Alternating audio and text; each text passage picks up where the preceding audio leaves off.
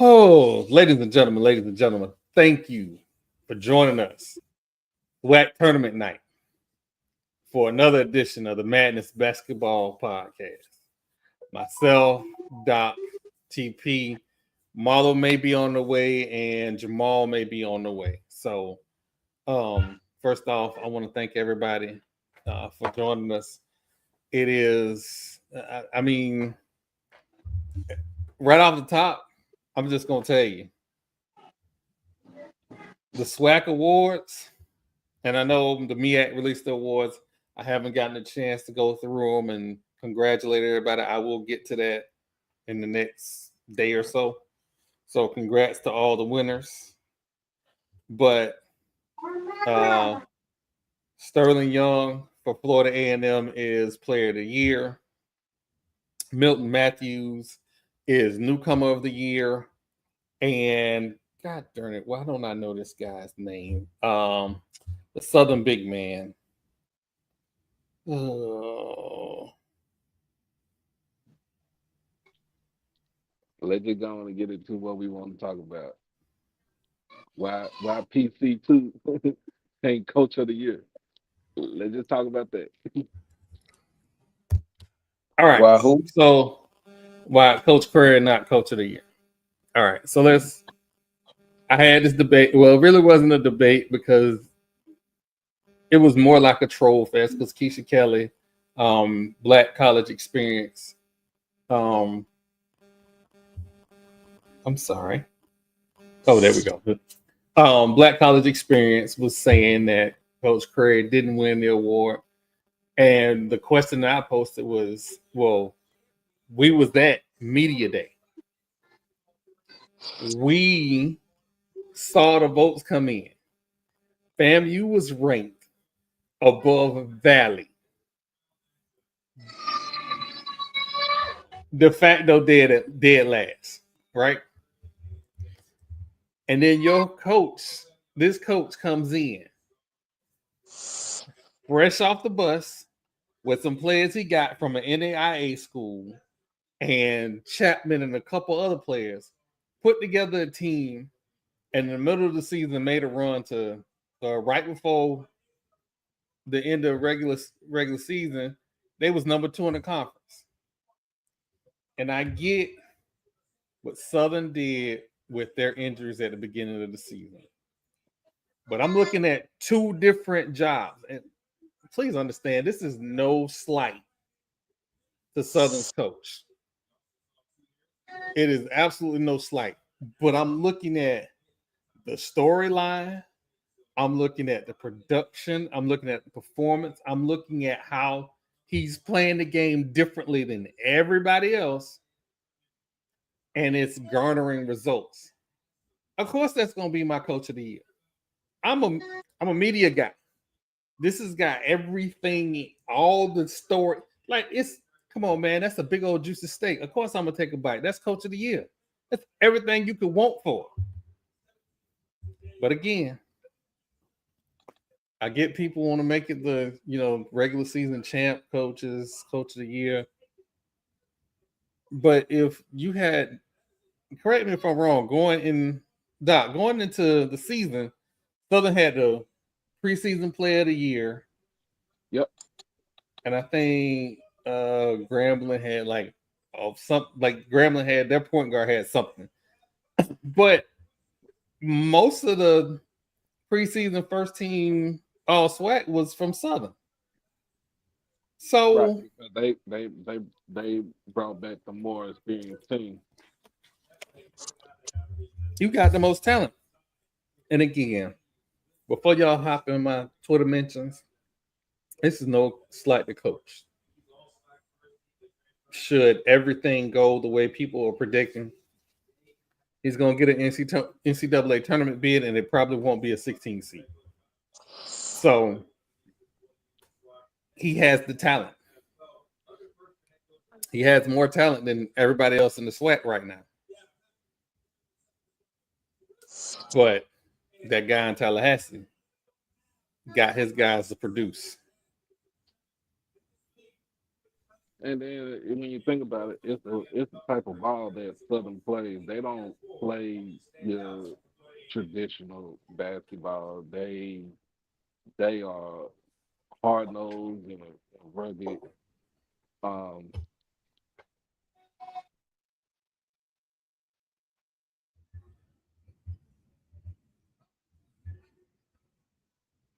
And we lost Doc for a second, but yeah, it's. I mean, it's definitely a debate.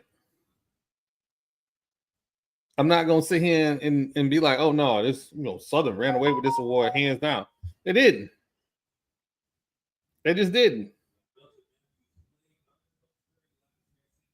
And I don't like. I'm not apologizing, but understand where I'm coming from. A lot of us media people want to act like we ain't fans. I'm a fan of the game. I'm a fan of the storylines. I'm not just here because, oh man, dude scored 30 points. No. What's so special about him scoring them 30 points? Where did he come from? What did he overcome? Oh, he came from an NAIA school and he doing it on the on the mid-major level. That's that's to be talked about. But again, it's tournament time. It is what it is. The awards went out. Congratulations to all the award winners. Again, from Fat Mouth Sports. Like y'all put in the work. You deserve all of your accolades. Every last one of them. What are you watching TP? On your face. Well, you know what? Now that we started off kind of rough. I'm just going. Can we talk about? Can we talk about how Luka shot the Lakers out the game last night? I mean, he gonna shoot. What you expect? You brought him there to shoot.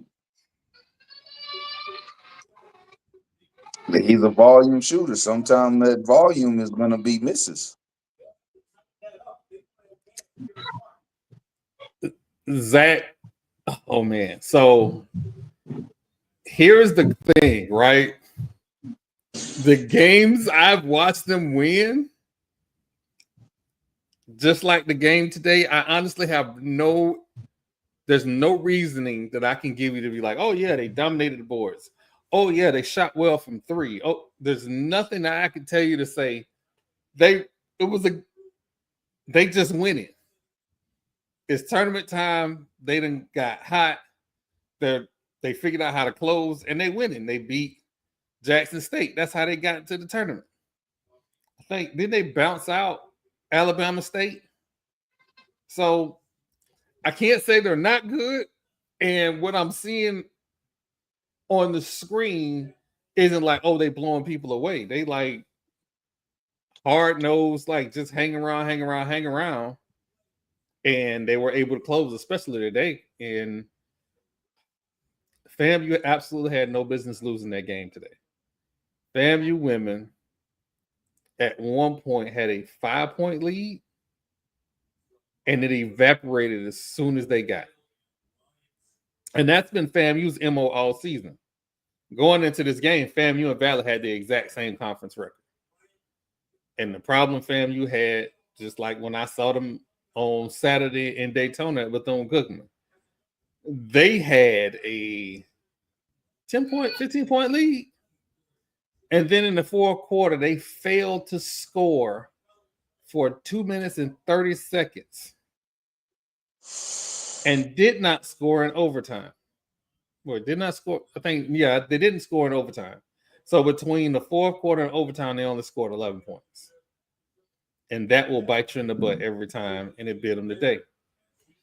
And I will post on fatmouthsports.net. I'm going to post Coach Gordon's post-game comments, and they rang out to be true.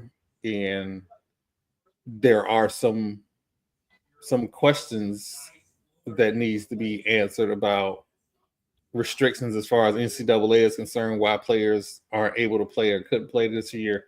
So there's some questions that in that interview kinds of alludes to them, but I gotta make phone calls, dig into, what exactly those comments meant, because they were kind of cryptic, but you kind of understood where she was coming from.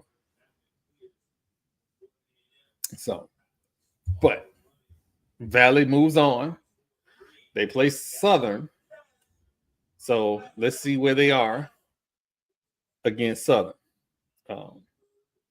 Right now, Florida A&M is trailing 6-7. It is. Oh, we just throwing up shots.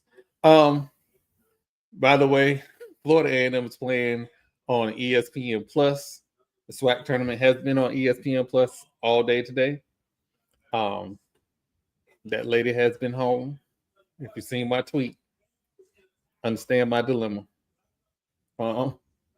Yeah, watching basketball and cleaning up and working. But anyway, TP, getting back to Luka. I just, maybe, and I could be wrong.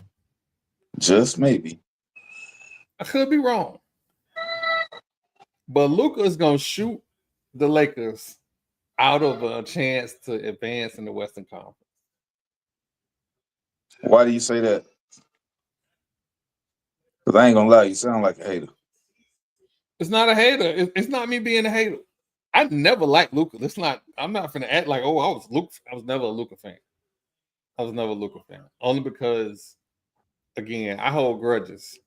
And in that Western Conference against Golden State, you let Steph Curry size you up and go at you like you was not shoot a jumper. Like, no, I'm finna finger roll right in your face.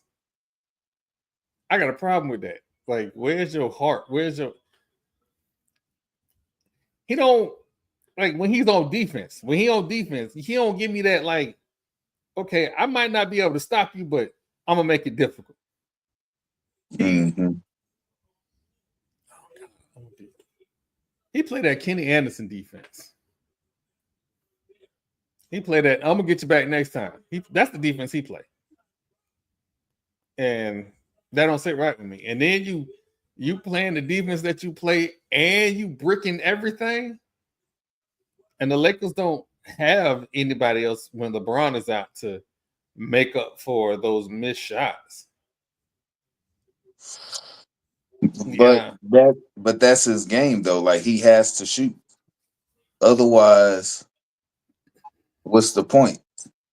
So I was told that he was a point guard and he could facilitate and shoot and rebound. Yep. But LeBron makes people better. 100%. LeBron makes the people around him better. All of Luka's former castmates play better when they move on, if that makes sense. I hope y'all can't hear the game. I don't want to get into no ESPN trouble. When you say they do better, like, what are you referring to? Well, let's take Jalen Brunson, for example. Right?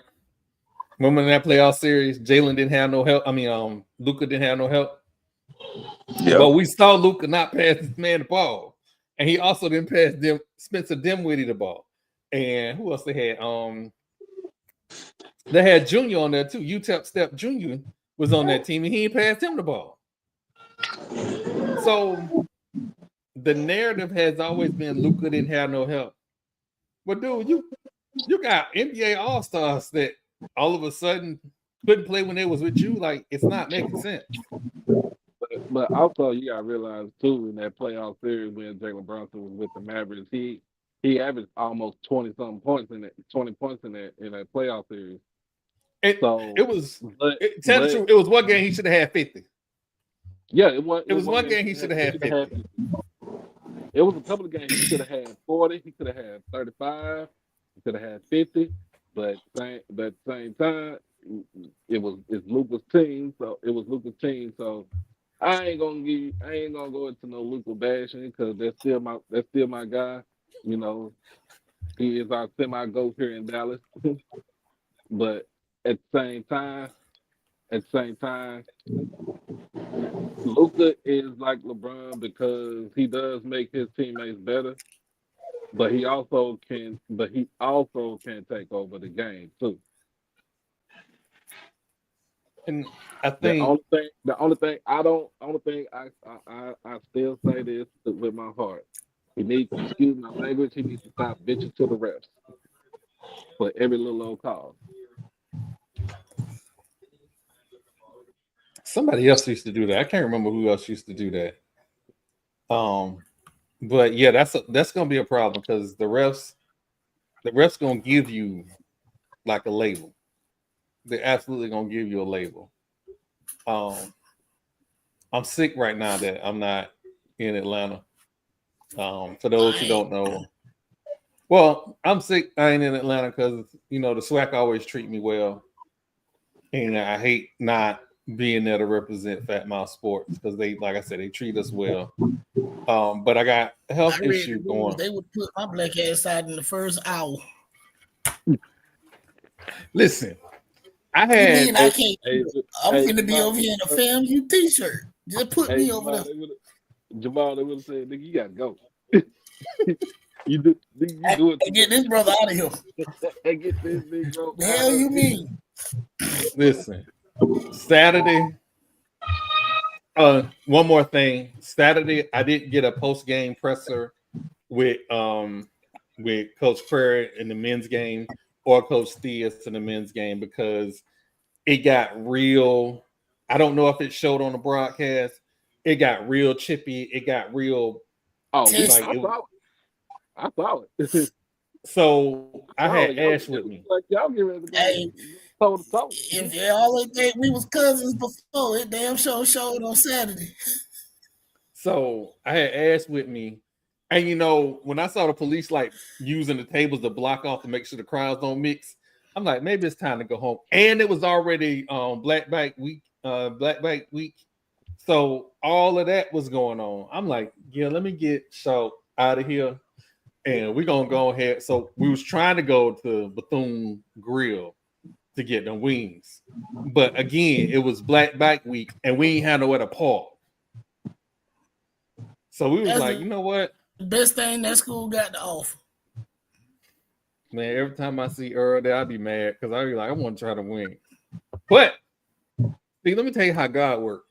God was like, cool. That's the best thing they got over there. God was like, cool, you ain't got to hang around these people. Go to Buc-ee's. I went to Buc-ee's. In What's 3 Buc-ee's? minutes, 20. Buc-ee's is like the greatest thing on earth. It is like gas station Disneyland. Man, you got to come back this way if you never had been to Buc-ee's. TP? Wait a minute, hold on. Who don't know what Buc-ee's is? TP? He in Vegas. TP. I said, we ain't got no Buc-ee's out here. Bro, you had, yeah, on the West Coast, out on the West side. It's like Walmart, Piggly Wiggly, Publix, all in one. In 2.5 minutes, I spent $94. What? What we got? Like Circle K on steroids. Yeah. I ain't getting no gas. Yeah. I ain't get no gas. You not getting gas and no Buc-ee's. You drive a Tesla. Of course you ain't get no gas. No, I ain't got Tesla no more. It's gone. It's gone. We trying to get a big. You ain't got the Tesla. What happened to the Tesla? He said, "Fuck Elon Musk." So when you see them resale rates start falling, and you like, let me get off this train while I can, I'm out. And this was before I knew he was gonna be this. Yeah. So it was just like, see, look at God. He Look at God. said Elon can kick my ass. Here's the messed up part. The messed up part was before I was gonna make that move, I was thinking, man, I should get that S. That S look good on me. Thank you, Jesus. Thank you. Because I seen the light. I seen the light. Because the first time I'd have went outside and my shit would have been on block. Every neighbor. You talking about from people? You talking about from people damaging Teslas? Yeah, you ain't see the one, dude. This Tesla's at some Tesla dealership. They put all the motherfuckers on blocks. Teslas have cameras. If you move that bitch, the camera activate. Right. So they know who doing it, and ain't nobody get arrested. It ain't. I'm sorry. It ain't like it's like 720 cameras. They're 4K cameras all the way around that car. All the doors, the rear, and the front. You not getting missed. Mm. So I'm like, all right. This why it ain't no terror for ammo. Troy, just be real with him. You just said F Elon Musk. I don't need his car.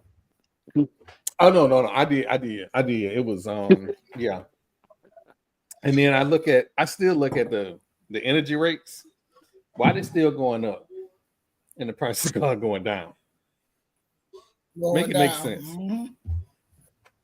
So it's all good, but no, me and Ash was so Ash Mama TP asked me to get her 2 brisket sandwiches, and they got this thing called a stuffed chicken with either crawfish or shrimp and jambalaya. I got the shrimp and jambalaya. Well, that must be some Florida stuff because they ain't serving that in no Texas, not in no Texas bucket. Doc, I started eating. Why you always got something to say about this, bro? Doc always got something to say. Hey man, look. Hey. But he don't know he missing out. He don't know he missing out because I'm eating the chicken right now. I'm putting like this. Right. That must be some Florida stuff. We ain't got there in Texas. Okay, if I was there in Florida right now and I seen that, yeah, I bet eating that shit too. What you talking about? You be trying to get you a piece too, hey, I'm gonna give you a piece too. Hey, let me go run me one of them sandwiches right there, bro. Mm-hmm. Hey, with a whole block of fudge, assorted fudge. See, Jay, why I spend $100 every time bro, I'm in there. I'm telling y'all. When I leave Dallas, man, listen, my way to Mississippi, we stop at Buc-ee's in Terrell, and you probably gonna be up in that jump for about at least 30-45 minutes. Not getting no gas. You're gonna spend $1,000 if you in there 30 minutes. No, you park your car. You might come out with get your gas, park the car, and just go ahead and use the bathroom. You know you're gonna get you a brisket sandwich, and just keep browsing. I can go for a brisket sandwich, man. When they used to sell a certain dog treat that my dog liked. She used to get some too out of Buc-ee's. That's how bad it was. TP, I was trying to figure out. You get in the car, passing that treat. Here yours. Bro, you get you enough food for you to eat going down the road, and you don't even be complaining about that job. TP, they talking about food. It'll hurt you. They are talking about food. I'm gonna tell you what else I was trying to figure out how I could put in the car. If I'd had room, I'd have had a generator. That's an investment I can get behind. A generator, and they had a 5-pit. I'm like, boy, you come out with a generator, a 5-pit, a damn. I like the 5-pits, and I keep saying. And the last time I went through it, I had just bought my truck. Yeah, the last time I went through that, I had just bought my truck, and some told me to buy the 5-pit then because I had the truck and I ain't buy the 5-pit, and I got to go back down there and get the 5-pit. But listen, I can't even go to Wawa's no more. It don't feel right. It feels wrong now. Who goes to Walmart now? It's just wrong. Who goes to Walmart? But you got to understand, I had the Tesla for so long that's where I had to go charge the Tesla. Oh, you had to go charge at the car. So I was used to going to Wawa. Man, Wawa can't see me no more. Wawa got to step their game up because if they put a Buc-ee's in Tampa, it's over. It's over with. It's over. They talking about putting one right there on I-4. Like in between. I-4 already a clusterfuck. It's only gonna get worse. If they put one in Tampa, it's over. And hold up. Hey, I got one for you. They already filed a permit to put one in Tallahassee. My baby mama told me about that. My older kids' mom, they talking about that. She told me about it. She was like, if they get one in Tallahassee, I'm gonna be broke. They filed the permit 2 weeks ago. They filed the permit 2 weeks ago to put one in Tallahassee, and it's gonna be right there, coming off for 10 through Monticello, heading up the Capital Circle Northeast, right there on that end. Do you understand? That's how I come in town. That's how everybody come in town. That's why they putting it there. Everybody coming to town right there. Is that the way it comes? Like typical coming from Jacksonville. That's coming from Jacksonville. Oh, okay. Coming from Jacksonville. Mm-hmm. It's the problem with putting it on that end coming through Pensacola is nobody really go that way. Mm-hmm. Like everybody either coming through Jacksonville or going to Jacksonville to get out. Like nobody really comes into town that way. Yeah. Well, into the state that way. I'm talking about town, but yeah. Man, we just spent 10 minutes talking about fucking buckets. Hey, man, ain't no wrong with that. Mm-hmm. And I don't got no problem with it. I might, you know what? I'm gonna send them an email, see if I can get me a sponsorship. Look at the gas station glory right there. What you talking about? I'm just saying, like, I think if everybody get like $100 a month gift card to go to Buc-ee's, I think we'll be good. We can be your spokespeople. Yeah. Hey, tell them we got some ad space. Oh man. Oh, let me see. FAMU is currently down 15-9, but with the way they shoot the ball, that don't matter. It don't even matter. You gonna make me cuss. So here's the thing, right? And I'm gonna say this. Sterling Young being out makes me feel a little different, but I was at that game at Cooking. First off, and I did first off like 20 times, but whatever. Reggie Theus was turning red. He was turning white people red. That game had got testy and heated. And I'm looking, I thought he was going to swing on the ref. That was Derek Curl. That was Derek Curl Reggie Theus. That was Southside. That was Southside Chicago Reggie Theus right there. That part.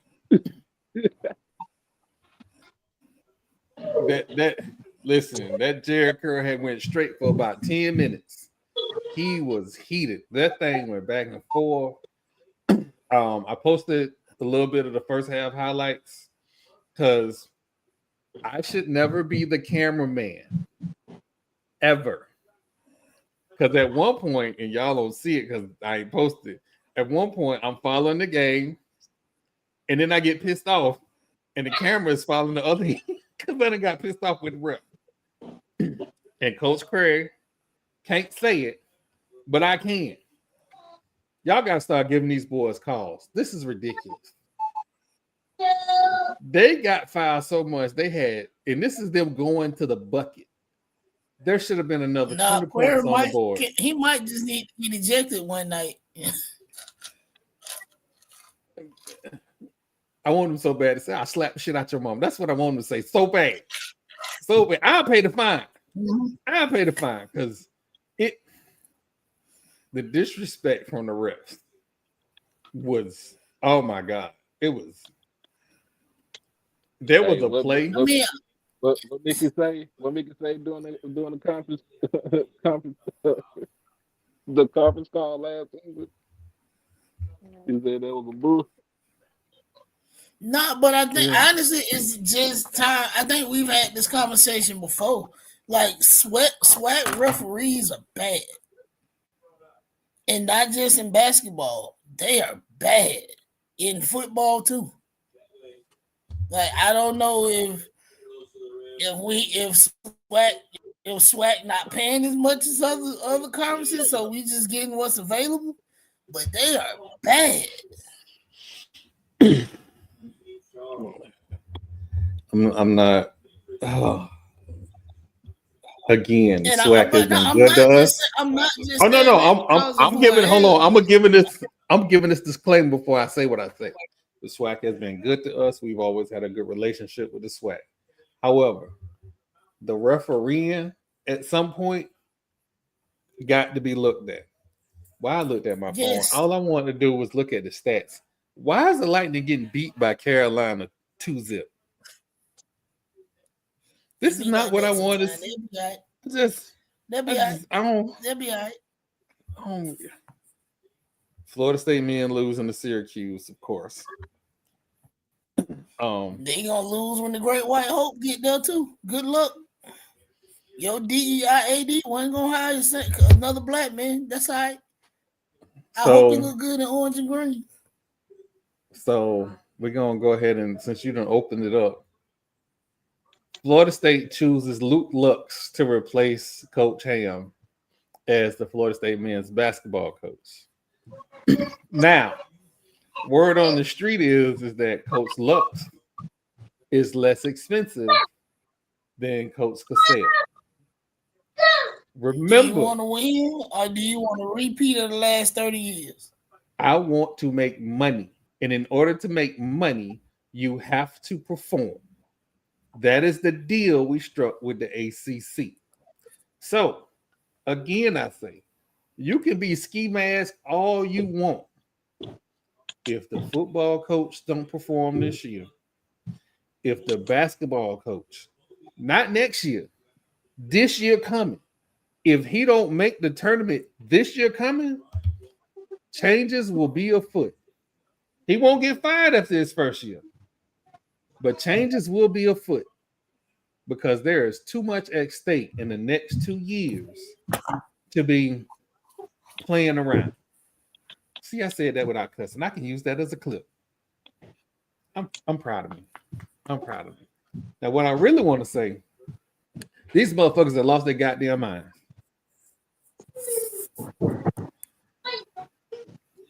Absolutely lose their mind. Should no coach at Florida State be safe right now, but Coach Brook, softball coach, baseball coach, and the soccer coach. Everybody else How does Norvell still have a job? That's the biggest question I think we want to know in this offseason. So, how does Norvell still have a job? Here go more word on the street. More word on the street is this settlement makes it easier to get rid of your head coach because you can pay out his because you can pay out. But I mean, ironically, we was talking about that at work today. Because of course all the white people got mad at me because I said he can't coach.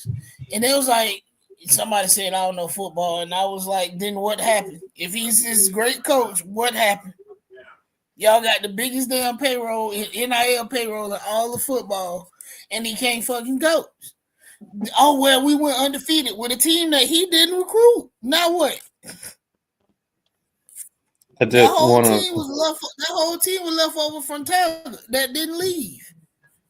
And you went undefeated on somebody else's hard work and development.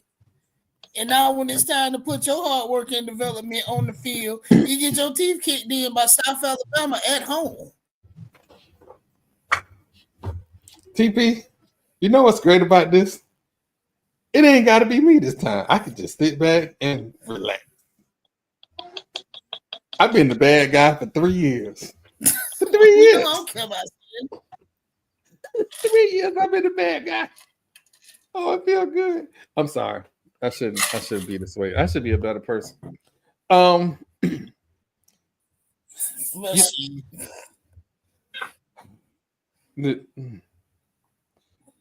Losing the PB, but 22-14. That's a lot. I'm hoping again this injury. They still in the first half, though, right? This is in the first half, yeah. It's gonna be rough. I'm gonna say something, but I'll say it next week. Let's see how this game shape up, and I'll say what I gotta say next week about this. Well, I say it on Thursday, actually. So I watched some games last night. And first off, Delaware social media SID people, y'all petty as hell. Y'all petty as hell. I don't know what Townsend did to y'all, but y'all petty. Y'all real petty. And if you don't go look up that basketball, Townsend and Delaware basketball, they've been trading jabs since the last time they played, and somebody lost last night, and it didn't look well. All right. I'm talking about some NBA stuff. And I'm going to try to be respectful when I talk about this NBA stuff.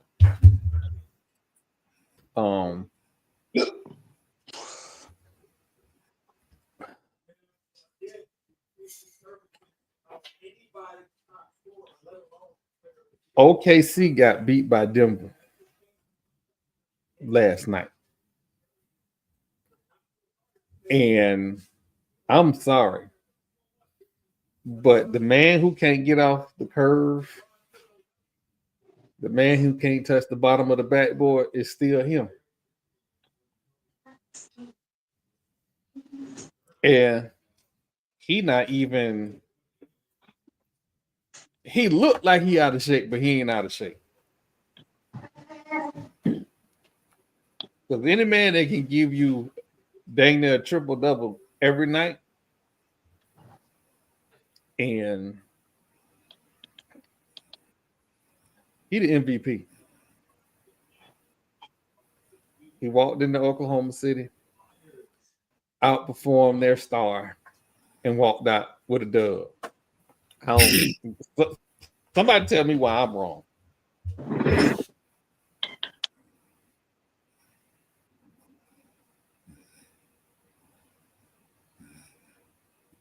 And so, everybody will tell me I'm wrong. So what you trying to say?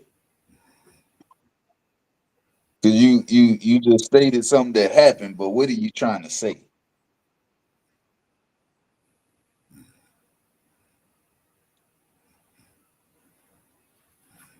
What I'm trying to say is that man who has limited athleticism is the best basketball player on the planet. Okay. Again, Luka? What are we trying to say? I am saying the Joker is the MVP and he better than everybody. I can't disagree with I you. am not a fan of that man, and I don't know why. I think it's because I don't feel like he actually cares about basketball. He just so happens to be good at it, and it pays him a lot of money. Jokic? Yeah. Nah, he is definitely, in my opinion, the best basketball player in the league. No. I'm not talking about his talent. No. Not debating his talent. I'm saying how he actually feels about the game of basketball, right? LeBron loves basketball. If he didn't play basketball, what would he do, right? With Jokic, the motherfucker always look bored. Like he would rather be doing anything else other than playing basketball. I don't agree. I have never seen that man excited.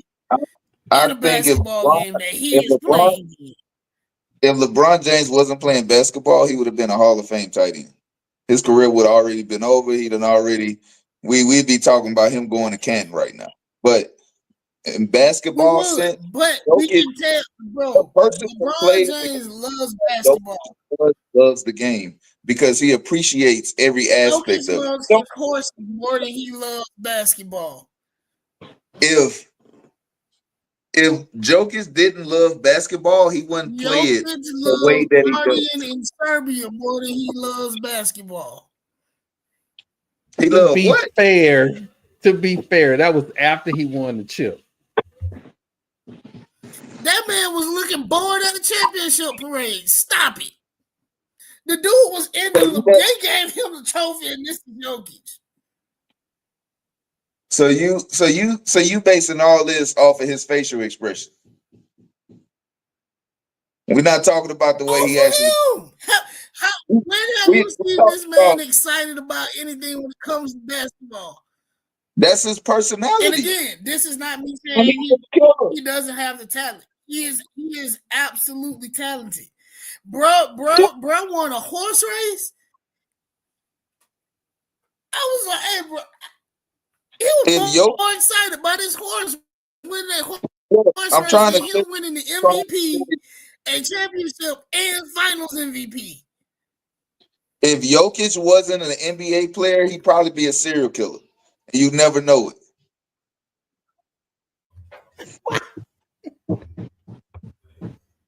You see the problem with you proving my point. You proving and collected at all times. That's his personality, is what I'm trying to say.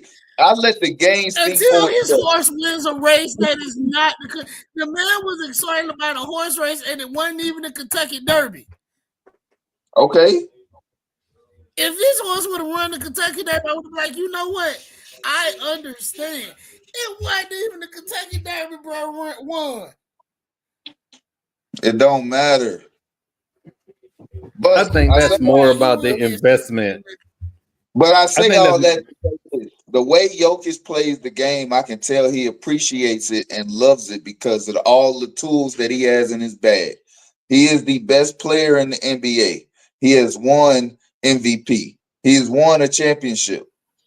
This is just Shai's turn to get the MVP and possibly get to the championship. They have a team around him, but also they depend on him. If Shai don't go, they don't go. He is the most valuable player to his team, and he is the most valuable player in the league. That doesn't always mean that they're the best player, because for how many years was Kobe in the league that didn't win the MVP? You can't tell me that not one season after Shaq left LA that Kobe Bryant wasn't the best player in the NBA. But did he win the MVP every year? No. Being the best player doesn't always translate to being the MVP. No. And this is just another one of those cases. Well, I'll say this.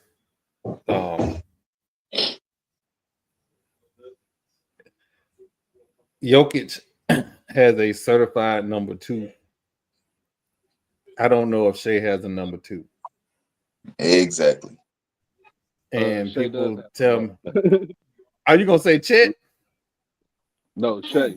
Let him get another 50 balls. It's over with.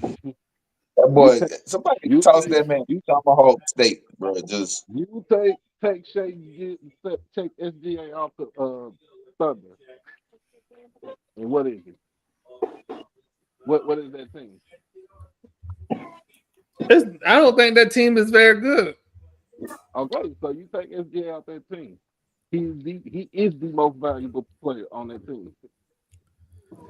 If you that team, yes. On Oklahoma City Thunder. If you take Jokic off the Nuggets, they will still be a decent, probably 4 or 5 seed in the playoffs, because they still have players like Jamal Murray that can actually hoop. don't forget Aaron Gordon. I can't forget about him. Can't forget about don't forget about I can't forget about none of them dudes. When they won the championship, they did it the same way the Celtics came back and did it the next season by having the deepest team in the playoffs. Right. I agree. So You have like, you have your two guys at the top, right? We know it was the Jamal Murray and Jokic show because there was so many games where Jamal Murray just came and closed boys out. So you got your top two, but then when you look down that roster, they're deep. Nobody matches up well when they go to their bench and they go to their bench. So if the Nuggets bench on the floor and your bench on the floor, guess what? Y'all finna get mocked because they are a deep team. but and then like I said, when I said with SGA, you take him out the team, who gonna be your primary scorer? Shaq. If you take Shy off that team, they don't make the playoffs. They don't make the playoffs. Or if they do make they make the playoffs. They are probably like a AC or lower, or they play the playing game. Play in at best. And that's if they got enough to get to the playoffs. Because even if they make the play in, that ain't guaranteed you an 8 spot. They're gonna be fighting for a playoff spot if they ain't got shot. Nuggets still get a 7 or 6 seed without Jokic. They probably don't make it far, but they'll get in the playoffs. Jamal Murray will get them to the playoffs. With Porter That's because Jamal Murray a dog. Exactly. Here lies why Kobe didn't win MVP every year, because he had Paul. He had a number 2. He had Paul, and when he didn't have Paul, he had Shaq. So yeah. Well, I was mostly talking about after Shaq left, because Shaq was there. Kobe wasn't the best player on his team. You see what I'm saying? No, he was not. So that's why I said post Shaq, because with Shaq, Kobe was the number 2. Yeah, but you could tell he was coming though. Like, I knew he was coming. You knew he was coming though, and I agree. Like I think last year I chopped it up to Oklahoma City being young. Like, okay, they don't really have anybody because they're young, so that person hasn't popped out yet. Like, they haven't developed yet. But this year, I just don't think he's there at all. Like, they either haven't drafted him or they haven't traded for him or something. I got another perfect example for you. Back when Shaq was with Orlando. And it was Penny. When Shaq left, if you took Penny out that team, Orlando they don't do nothing. They are a lottery. But a lot like Kobe in LA, Shaq wasn't the best player in Orlando when he was there. It was Penny. He hadn't arrived yet. Right. Wait, what? What? Shaq was time out. But he had no, there would be no Penny player on his team. I live in a world where I remember Scott Skiles was a better point guard than Penny when Penny got there. But who was the better point guard when Shaq got there? Penny. Thank you. It was Hold on, Shaq was there first. But Shaq was there first. Point guard. Yeah, Scott Skiles was a point guard. Yeah, Shaq was drafted first. Who got them to the Eastern Conference Finals? Penny. It was Penny. Hold on. That was the whole team. I'm not gonna, because Penny and Scott was on that team. No. Forget that. No. Yes, he was. Penny and Scott was on that team. Yeah, Nick Scott. They had a roster, but without Penny, they hadn't won anything. Until Penny came. Oh no, I agree with that. They had not I won. agree with that. I think Penny allowed them to play 2 point guards at the same time. You had Nick and they actually had a deeper bench because Penny and Scott Skiles could interchange. Then you had Dennis Scott, who could just fire it up from the 3. You had a Jordan clone. Don't forget, Penny was 6'7". He played the 2 a lot. I know. At 6'7". Yeah, 6'7". So it was the Magic had a flexible lineup, and then you didn't have to play 2 true big men because you didn't need to. Shaq was grabbing 15 rebounds a game. That was Skinny Shaq. He could move. And they had some dude named Royal. I don't even know why he was on the roster. I don't know. He was on the roster. Somebody got to occupy a roster spot. What you mean? Don't fight me when you see me in Orlando. It's just my opinion. It ain't personal. Anyway, Hey, somebody do it. Somebody gotta. Hey, you gotta fill out the roster with somebody. But you try to find the best people you got available. He maybe was the best person available. Hey, we put him on the lineup. You know, if he can get some quality. But so I think with basketball, sometimes we look at scoring, right? And some teams just have people like personalities that they need on the team, right? Like this person doesn't necessarily serve a function with the winning games, but you need this personality on the team. Hey, and that could be it. You know what's crazy? Some people will argue that you need a Marcus Smart on your team, but guess what happened when the Celtics got rid of Marcus Smart? They won chip. One chip. Hey, he wasn't the right personality. He wasn't the right personality. It didn't mesh well. No. What didn't mesh well is he was trying to be superhero. Exactly. He didn't understand his role. So what they did was they went out and got Drew Holiday, who understood the assignment. Yes, and he's a person that you want to be around. Exactly. Yeah. Because but that's what I mean. Like he's if you asking me to put together defensive specialists right now in the NBA, Drew Holiday is. Ironically, I got into an argument at work about Drew Holiday. But Drew, because the dude said I don't even remember what he said, but I'm like, y'all got to remember the man made Team USA because of defense, not because he scores. But Drew Holiday will be there, and he's a person that meshes well with other personalities, big, small. He good, and you need those people on teams. Like even when I look at like. Steve Kerr wasn't horrible, but what real function did he serve with the Bulls? To be in the spot when Jordan needed him to be there. That's it. And they all enjoyed playing with his ass. You get what I'm saying? So you need people like that, and I think. But those are just my personal opinions. I could be wrong. You could have somebody that go, nah, everybody got to serve an absolute game function for basketball. I don't believe in that, but that's just me. But look, Drew, what's his name? Udonis Haslem didn't play that role at the end of his career. He was there for moral support and veteran leadership. Knock you the fuck out by him, Dwayne Wade. That was his job. Yep. That was it. Because he was past his ability, but he still served his purpose. Yeah, I mean, I could. When they won that first championship, it was him. It was Dwayne, Haslam, Shaq. Was Caron Butler still on that team? I believe like it was. But it was pretty much old Shaq and Dwayne Wade. Yeah. And Udonis Haslem, who could come up with some shots here and there, but he played defense.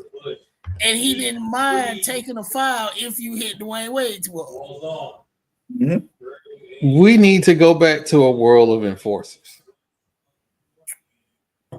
The league not set up for that now. I agree, but the league simply not set up for that. Here's why I disagree. Last week.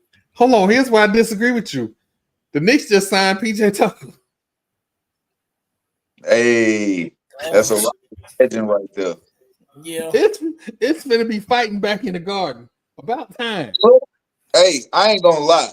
We probably had the scrappiest team earlier. What was that, like around 2014, 2015? We had Trevor Ariza, Pat Beverly, and PJ Tucker. They was all ready to scrap at any moment. This is the all I'll fuck around and find out squad. That's what it was is. Literally, hey, we losing. That's what we had. We losing, punch it. That's it. And look, and it was was Chris Paul's job to get them pissed off. You got a trash out team. Yeah, let me tell you something. I'm gonna be respectful. Then Tony ruined it. Because I've been trying to get rid of Tibbs this whole season. If PJ Tucker make it past the 10-day contract and we don't make a run, that man can't coach. You got everything you need for a championship team, and you just brought in scrap to make sure you had everything you needed. So, hey, TP, you said D'Antoni ruined it. Once you realize that man is a direct descendant of the Hatfield and McCoys, you wouldn't hire him either, but people keep doing it. Don't get this family been beefing for 300 years, and that's who you hire as a coach. That man came in with his analytics, and we gonna shoot threes because for some reason some computer told him that would. We're not gonna start that tonight. We is in the middle of a SWAC tournament game. We is not doing that tonight. No. Leave analytics out of it. Again, look at the highlights. Them boys ran. Nah, Troy know where I'm about to go. That's why he keep talking over me. He don't want me to say nothing. When we watch SWAC basketball, there's actually coaching going in. There's actually coaching involved. Not when your coach is okay with going for 7 for 28. In his opening press conference, when he said we gonna live by the 3, die by the 3, and guess what keeps happening? We keep losing because they keep shooting threes because he wants to believe in analytics. Are you shitting me?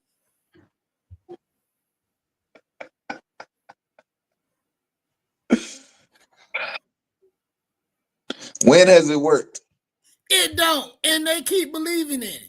Now, don't analytics have a purpose? Hey, you miss 78% of your shots when you shoot over there 50% of the game. Stop shooting over there 50% of the game. Fine. Analytically, if we shoot 100 threes, we might make 30 of them. That ain't good enough. 30 threes is 90 points. If you shoot 100, that's based on shooting 100. TP, we scored 94 3 times. 28 in Daytona, bro. How many threes they shot already, Troy? I know you got the stats sheet up. How many threes they already shot? And how many they made? I was not on that. How many? Oh, God. Hold on. Let me go to the home screen. These bitches gave up another go.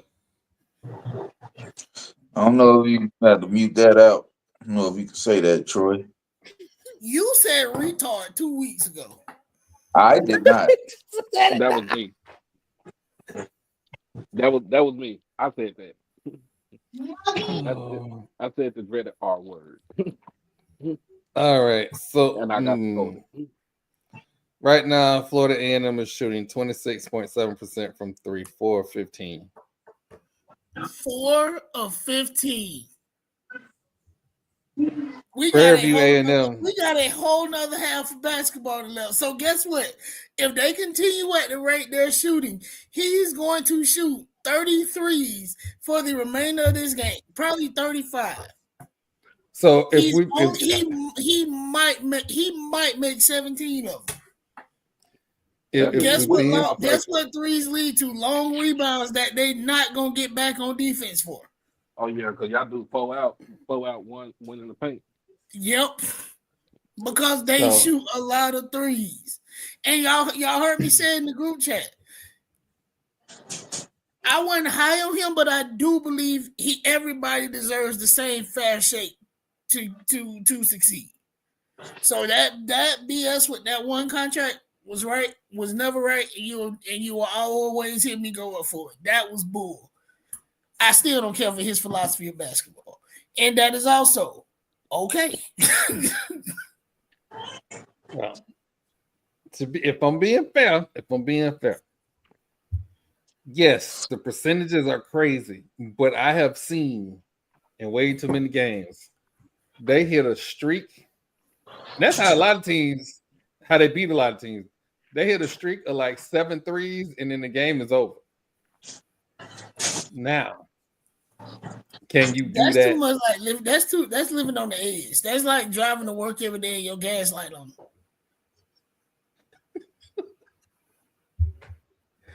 I get it. I do. I get it. Oh God.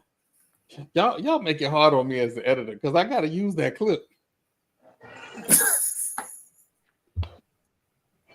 Oh God. But I get what you're saying. I do get what you're saying. He don't like the philosophy. No, I can the philosophy. No, I get you don't like it either. If Mo Williams said the same BS, you would be on here yelling. Nobody likes it. Here's the thing: it's not just basketball to watch. It ain't. It's not. But I have one person that told basketball. That they like the involvement of analytics and teams just shooting threes all game. Nobody likes that. I'm gonna say this. I'm gonna be fair. I am not. Y'all know me. I'm old school, and I told everybody until he told me about his defense and his overall philosophy and what I saw. The problem is that we look at them stat sheets. He runs a lot of plays for his bigs. And early in the season, when them threes was not falling at all, his bigs. You talking about y'all got bigs? I don't know bigs on y'all team. Oh yeah, we got two probably bigs. Got one big on y'all team, bro. No, we got two bigs. We got two bigs. Shaq I think one been out injured for a minute, and I think he was injured when we played Jackson State, but it's two of them. Yeah, it's two of them. Shaq Kid. I don't know. I don't know what he is. Right. He is a wing. He is a wing player. And we do have a big, and when I say he is truly a big, he looked like he bench pressed semi trucks for lunch. But they ran a lot of plays for him. They ran a lot of slip screens, a lot of pick and rolls. The problem is I've seen them miss plays. They've missed wide open passes. I've seen them do that a lot. And again, I say, Coach just got off the bus. Now, unlike Coach Gordon, who's had a little bit more time. We don't talk about Coach Gordon. She just got off the bus too. What I'm saying is, Coach Gordon, she has, and again, I'm going to post a clip so y'all can see it. She's had some handcuffs. When she has those handcuffs off, we'll be able to see her offense. Hopefully, the same for Coach Craig. Talk about the women next.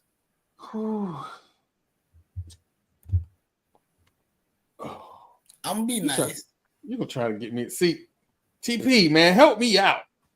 This man finna drive us right off the cliff. I've been gone for 2 weeks. I gotta unload. I hadn't been on here to say nothing completely out of pocket for 2 weeks. Yep. That is true. Don't act like y'all ain't miss me. Woo, you know what? Me at work slaving at night because y'all keep hitting add the cart on your damn cell phone. Oh man. Hey man, I'm at work. I am at the job. Trying not to slap folks. Yeah, no, don't do that. Definitely don't do that. Penny won his first conference championship. Shout out to Penny. Shout out to Penny. They named him coach of the year, right? Yeah, I think he's coach of the year too. So, who? We gonna talk about SWAC honors, or did I miss that part of the conversation? We talked a little bit about it. And again, the Southern big man. Why can't I think of his name? And I sent that man a congratulations and everything. I apologize, sir. I completely brain farted on your name. Let me go down this. Here we go. SWAC.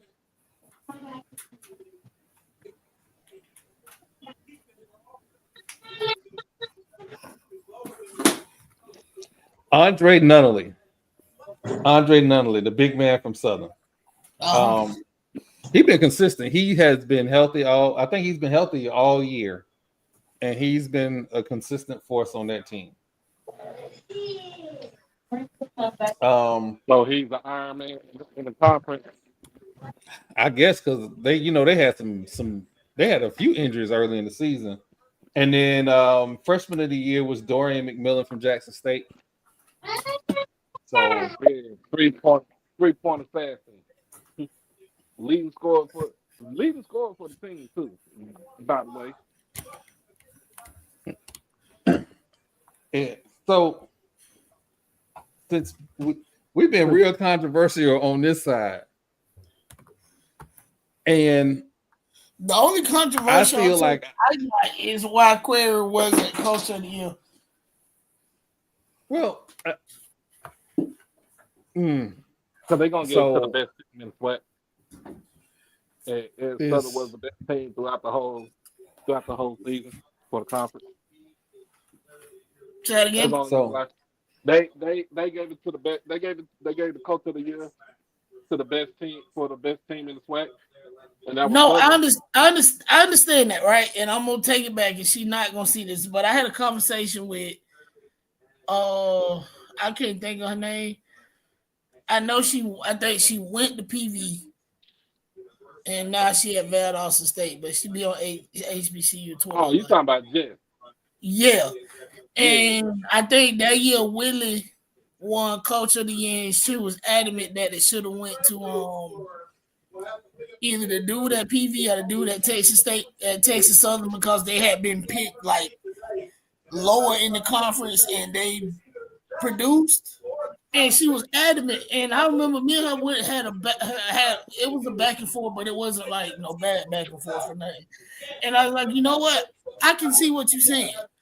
And then looking at this, it's like, okay, if we already knew Southern was gonna finish first, and you got a team that you picked to finish damn near dead last, and they finished what, 5th, 4th? I think it was tied for 4th. Yeah. Yep. Then he should be Coach of the Year because he had to coach his ass out to get them from 11 to 4. But I completely understand. Coach of the Year normally goes to the top team. But then too, you could have also added for it on the real, you could have added Mo Williams on there as for Coach of the Year, because you gotta realize we had other than Valley, because them Negroes is point saving. I don't care. I'm gonna say it. We had one of the hardest schedules. Like when you playing, I think we played four top 25 teams at the time. Florida A&M men's basketball team had the hardest schedule in the country. And I'm talking about we played Houston, we played Kentucky, we played, man, we had a tough schedule. And then we finished the season, because they had us finish the season in I think either 4th or 5th. And we finished the season as the second team in the conference. Bro, but that's not a jump from being picked, finished 11th and finishing 4th. But you were supposed to finish 4th and you finished 2nd? Well, I'm just saying, but bro, you just saying that that is not the same thing. Come on, bro, don't crash out on me, man. I'm not crashing out. I'm just saying that is not the same thing. I think I'm gonna be honest with you. I think the better question is, because I feel like I kind of got a grasp on how A.D. Robinson over at Jackson State moved. I mean, he moved like a pimp. I don't know what y'all talking about. I don't get me wrong, I like Coach Mo, but how many more years can Coach Mo go without winning the SWAC? That's the question. But you gotta realize too, man, last year we was a depleted team and we still went into the semifinal game, dog, and we lost to Grambling. So the yeah, year but then Grambling went on to go to the NCAA tournament. Yeah, and they damn near embarrassed somebody too. So yeah, like we last season we didn't have Mansell for majority of the season for a whole season. Daytona was out for the whole season with his knee. We had Jordan O'Neal playing out of place. He's playing the 5, and he's supposed to play the 4 or the 3. And we just had literally last season we almost had a makeshift team, and we still finished 4th in the conference. But see, the thing about it is people gonna argue about why he couldn't do that at Alabama State. Because y'all numbnuts y'all didn't want to win. Y'all didn't give him the time to get the team that he needed to get it together. And look at you now. So that actually made me think of a question. Is it harder to rebuild a football program at the college level or a basketball program? I think it's harder to rebuild a football program because so many bodies. Because basketball, you only got 15 players that you gonna put, for the team, right? I mean, and then let's just say if it wasn't no transfer portal, right? How many years kids gonna be there for 4 years? We just talking about straight up college basketball, right? You're always one player away from being the team. Right. Football, you have, if your roster is trash, you have to start, because if you have nobody, you can't get pressure on the quarterback, can't run the ball. Like, where do you start trying to fix it? You know what I mean? The way to fix a football program isn't the same way you fix a basketball program. Because with football, it starts with a culture change. Because that ultimately, football is a game of heart. If you got a bunch of heartless guys out there that don't play together, it don't matter how talented they are. They're not gonna do it. So it starts with a culture change, and then you can start to evaluate the talent that you have, and then try to put it there. Football, there's definitely a culture element, but you're still always just one player away from being a playoff team. What you got?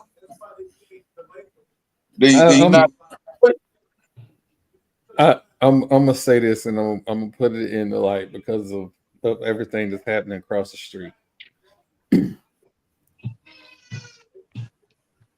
Florida State better win now.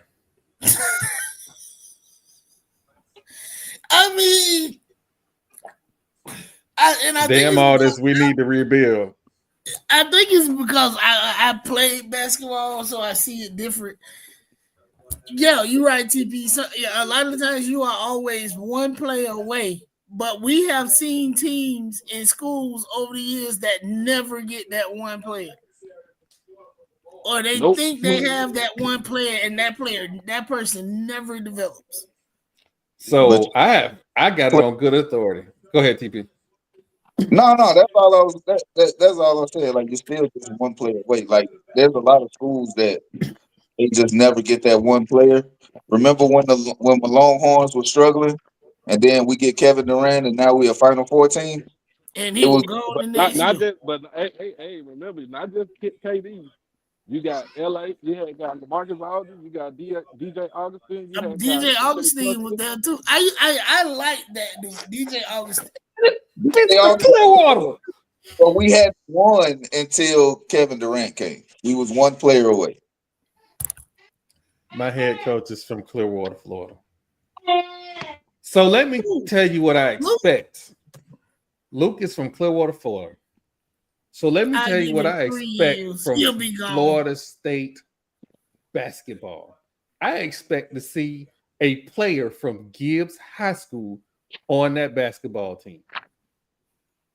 I expect to see at least 2 to 3 players from PG County, DMV, or Baltimore.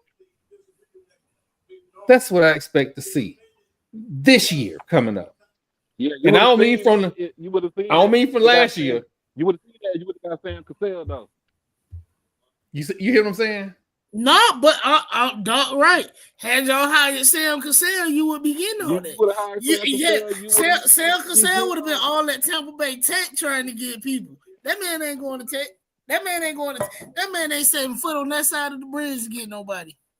If he ain't in St. Pete, if I don't see a tweet, a post, somebody tell me he was there, if he ain't at Gibbs High School sometime this summer,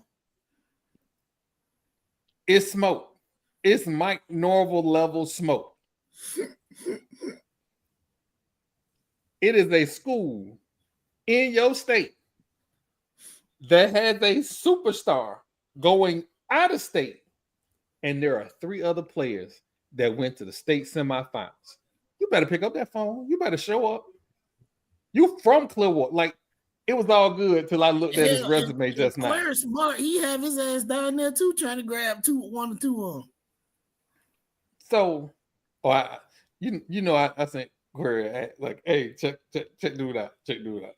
What's crazy is I was just having a random conversation with a guy. He's AD at one of the schools, Jefferson or something like that. He's like, yeah, man, I got a dude that he qualified and, he plays really well and he'll get in with no problem. He just need a shot. Oh, okay, send Coach an ad. Coach will definitely look at the film. Just send Coach an ad. Luke Lux, I don't know him. And again, Sam Cassell, do you want to come to 1601 South Martin Luther King Boulevard, Dallas, Florida, 32301? You is on. You remember the year 2001 where we had all the talent, and mainly it was up in North Texas. Well, yeah, we had all the talent in the state of basketball, and UT tried to recruit everybody, but they couldn't because majority of the players went out of state. Chris Bosh,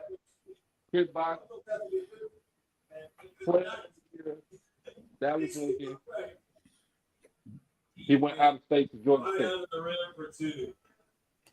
Please understand, if we would have had the internet when Vince Carter was going to North Carolina, they would have kicked me out of Florida State. They would have clicked. I wouldn't have been listening. Vince Carter, and where did Tracy McGrady go to school? Where did Tracy McGrady play? He went to prep school. He went to prep. Mount Zion. Yeah, Maverdi. But also from Florida. Yeah. From Florida. Yeah. I'm gonna give you another one, right? Pat Kennedy was a coach. I'm from Gaston County, right? Like 45 minutes west of Tallahassee. When I was a senior in high school, when I was a junior in high school in 2008, we had a boys team that went all the way to state and they lost to did they lose to Bishop Kenny that year? I can't remember. But it was a dude on that team by the name of Sam McLaurin. It was him and his brother Dante. Sam was 6'8". He could shoot the mid-range. He could rebound. He could pass from the post. He could do it all. You want to know what Sam went to college at? Coastal Carolina. Florida State didn't even look at it. FAMU didn't even look at it. And I'm gonna tell you how fucked up it was that FAMU didn't even look. That 1 year was wasted. The following year, they hired Clement Johnson as the coach there. He was coaching and teaching over in Gaston County the year before. Sam ended up in Coastal Carolina. On that team with Sam was his best friend, man, my cousin, dude by the name of Rashard McGill. Rashard ended up playing his college ball at Southern Mississippi. Rashard was 6'6". If he saw the basket, the ball was going in. Florida State didn't even come and look at him. Did not drive 30 minutes west to keep home talent at home. He also originally went to Coastal Carolina until he had to go to prep school because of grade. On that same team, Dante McLaurin was 6'4", could shoot.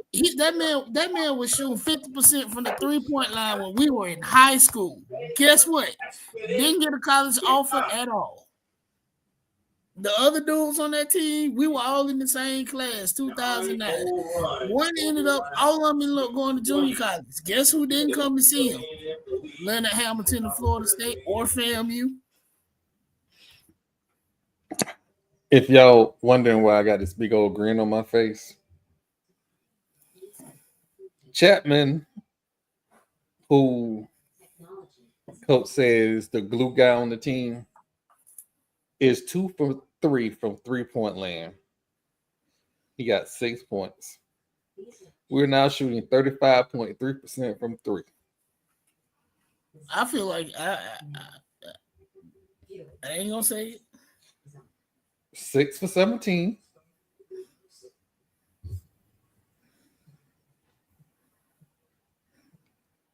Matthews is 5 of 11 from the field, 2 of 7 from 3. What's the score? We up 40-37. I'm gonna say what I was gonna say on Thursday. I'm gonna say it now. I don't think Sterling hurt. I think he rested Sterling in hopes that he get past this game so he can play him tomorrow.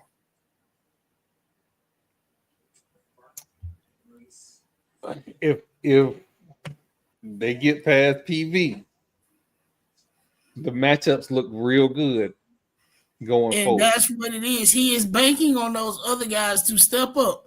Even if we win this game by 1 point, all you got to do is win. Win and you survive.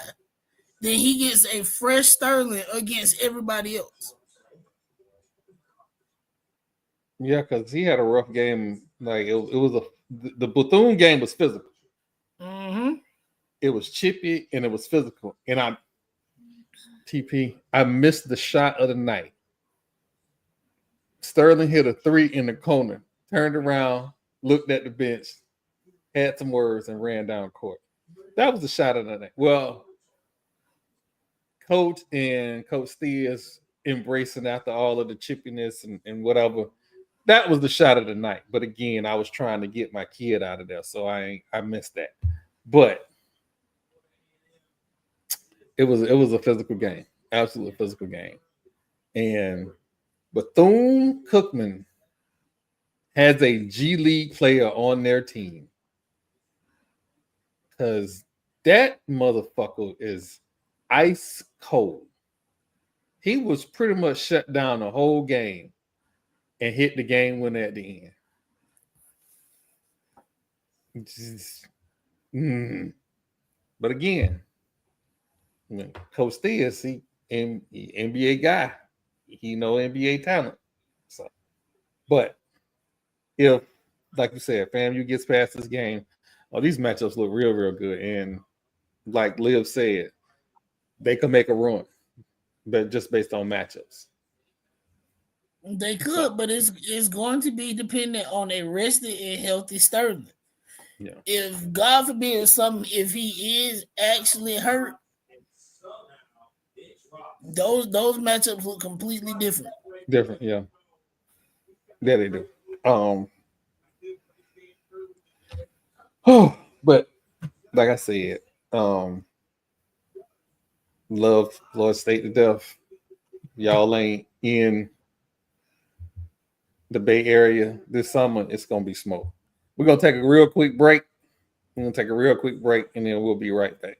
Don't start, that won't be nothing. Speaking of Twitter beefs, so before the new year, I was awakened to Florida State news that I had not expected. 6 former Florida State basketball players decided to sue Leonard Hamilton because of missed NIL payments. And at first, I didn't know how to respond because I didn't have all the information. So shout out to Fries No Slaw, TJ Pinger. His podcast has had attorney Rohan on and explained all of the facts of the case. I don't care about who wins the case, who's right or wrong. What I care about is that there are coaches, the head coach, one of them, sending text messages about payments to players from the NIL collective. Wait for it. Fucking Rising Spear. For those who don't know, Rising Spear has been suspended from doing business with Florida State for the last year. I might have broke up, so let me say that again. Rising Spear has been suspended from doing business with Florida State for the last year. Apparently, Rising Spear was supposed to pay each of these players $250,000. Again, I want to start off by saying, fuck Rising Spear, their CEO, and everything he stands for. I hope he stub his toe every morning at 3 a.m. when he wake up. That's how I feel.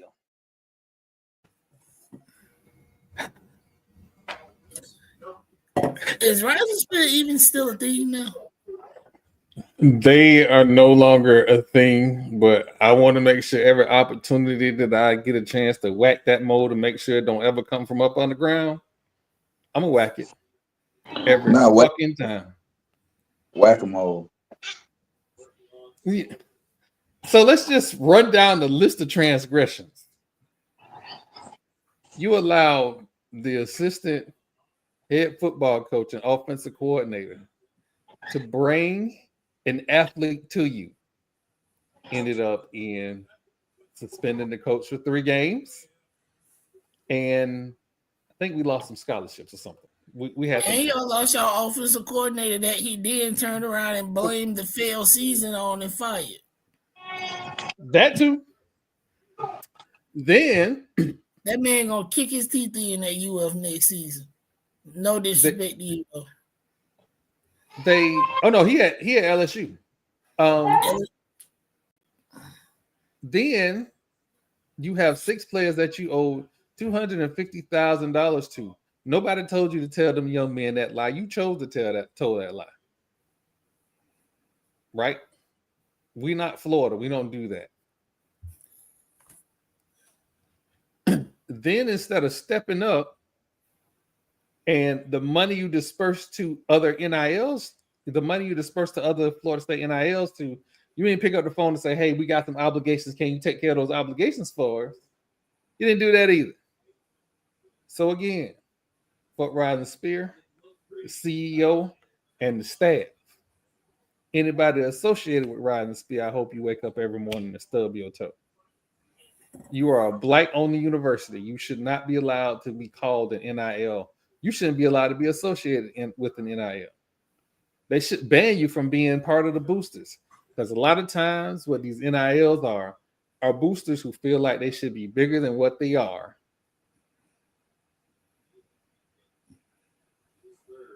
And that's what it is. Well-run NILs don't make the news. Battles in. The only reason they made the news is because when Rising Spear got suspended, Battles In was like, hey, that ain't us. We still in business. We know what we doing. So, but we up 45-39. It look good right now. They must be hitting threes.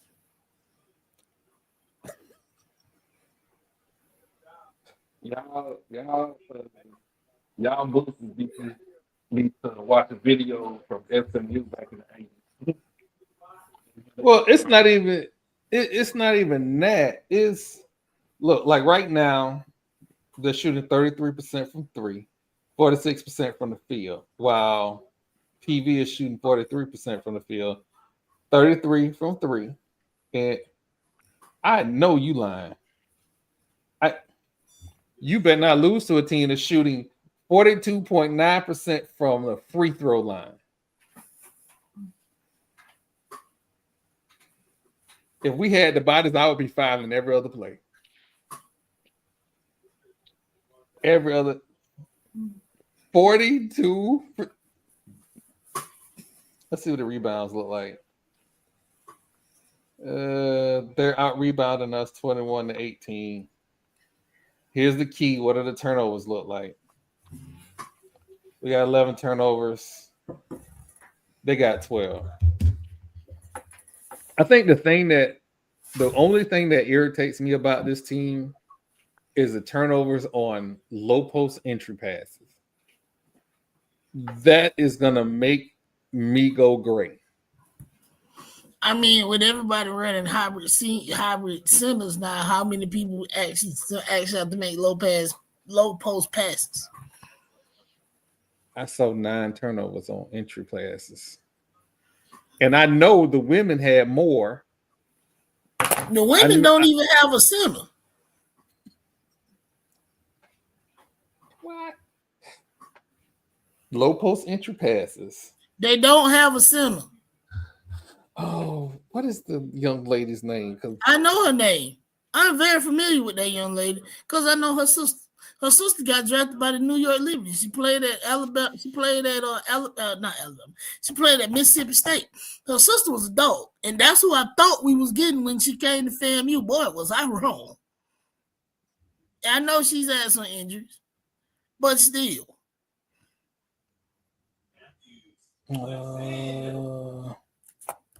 Ellis, that's her name. Wait, no, what? Carter is her last name. Carter is 6'7". So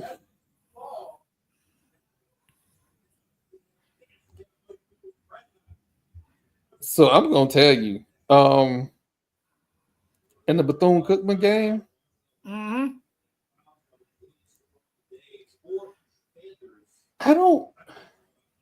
gotta go back and look at that game. I don't think she was as effective. I don't think she was that effective. No, she hasn't, and I don't know if she wasn't healed, but she wasn't. If you go and look at the stat sheet tonight, she didn't even score. I think she had 1 rebound. 4 rebounds in 12 minutes. And 4 rebounds in 12 minutes, and you 6'7".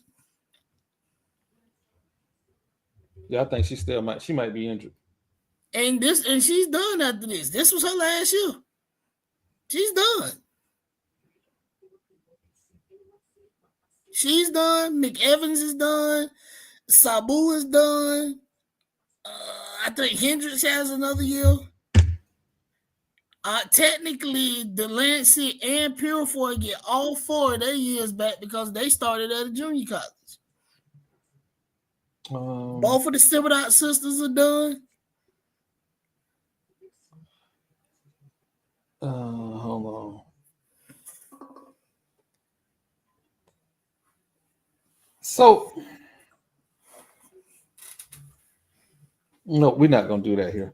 All right. We'll do it later. We're not gonna do that. Yep. Wow. I know it's tournament time. I know I'm trying not to get overly excited about the score in this game. So I'm gonna do a little pivot. It's now 40-45. Yeah, we got to start with the scoring slumps. They started to catch up, fouling. Start the fight. TP. Doc should be happy. Jared Jones signed some free agents and re-signed some players. First off, he re-signed Marquise Bales. He re-signed Marquise Bale. So if you can make it, that's the only rat I like that I can cheer for because he played for my Cowboys. Any other person, F him. That's fucked up. Anyway, if you can make it in FAMU, you can make it anywhere. And hold on. A lot of good rattlers have played for your Cowboys. They ain't the only one. I mean, I forgot Nate Newton about Bullet Bob Hayes, you know. A lot of very good rattlers have made your Cowboys look good. Hey, they were great. They were great. But Jared signed some free agents today. I mean, it wasn't he ain't go overboard, but he signed some free agents. I told you Jerry ain't in control. Hey, they could have gave Marquise $2 more million for that. They could have, but I mean, but what he came from what he was doing last year was a slump because Zimmer didn't put him in the right position. Hey, honestly, y'all, that new DC y'all bought in did kind of stunt his growth a little bit. Yeah, it was Mike Zimmer. Mike Zimmer was the DC. I don't like him. I'm not even a Cowboys fan,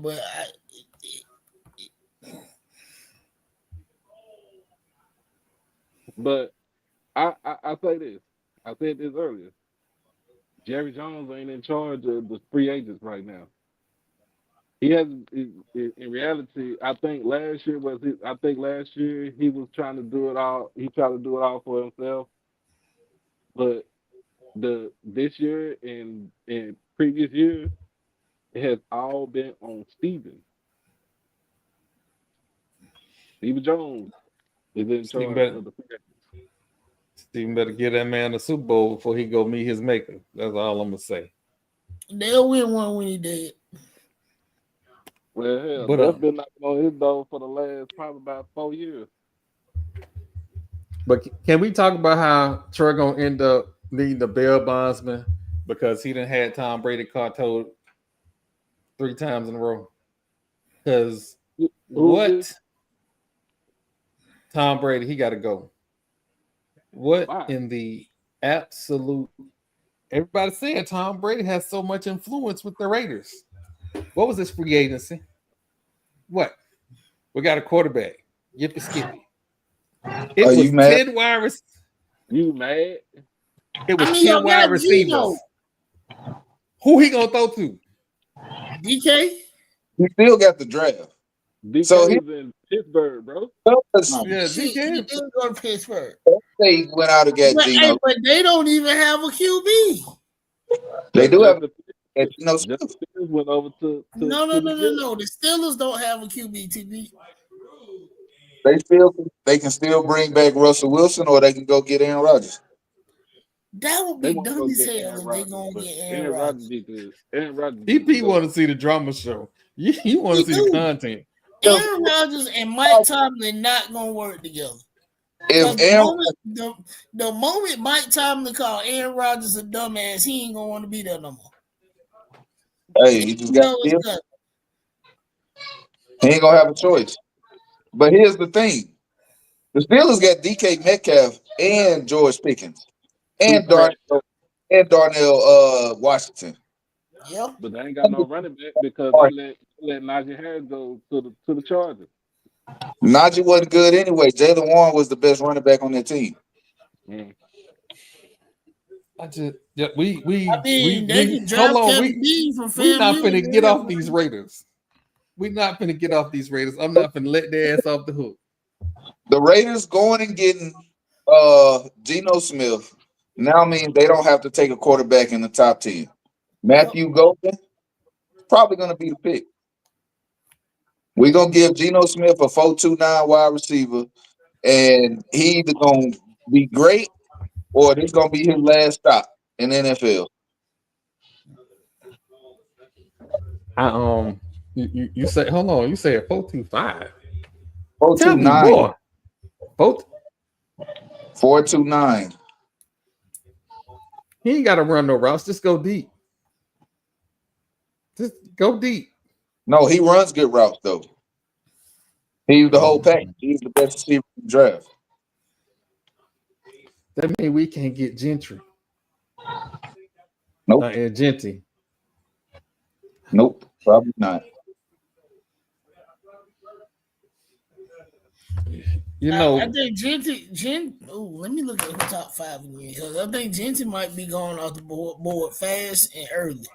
Yeah, because he's gonna be gone by 5 and we pick at 6. I definitely think he might be gone top 5. Also, I would like to take this moment to thank Antonio Pierce for not making it to the playoffs and not tanking. Thank you, sir. You had one job. Yeah, but they fired that man though for no reason. Dude, bro had one season. No. When we was in position to be number 3 pick, and he decided he wanted to win games at the end of the season, I was ready to fire him too. Yep, you can go. You can go. Tennessee, Cleveland, New York, New England. I don't think it was on him. If Jacksonville drafts bad as hell. I mean, y'all just Jacksonville don't. Yeah. What is going on in Jacksonville? Y'all just said let everybody go. Just fuck it.